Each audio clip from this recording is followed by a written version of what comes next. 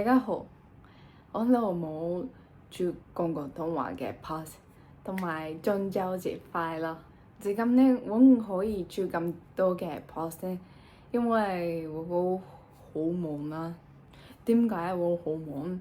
因為喺10月呢，我搬咗去東京呢，開始咗新嘅生活，同埋開始工作，所以至今我其實好忙啦。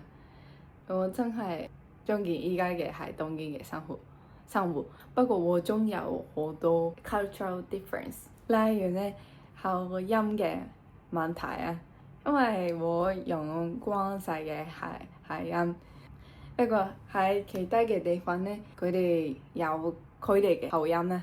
上個星期我去咗餐廳，同埋叫做 onigiri 個 rice bowl， 不過我講 onigiri嘅時候呢，嗰個 staff 好似佢聽唔明，因為喺東京呢，佢唔叫 onigiri，佢哋叫 onigiri，所以我覺得佢聽唔明我嘅話，所以我要 fix 我嘅口音呢。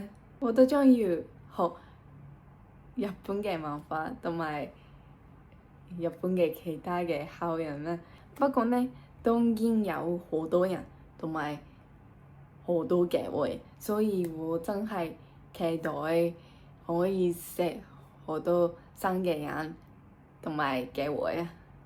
多謝大家支持，我希望大家鍾意我嘅呢個片啦，係同埋呢個 account。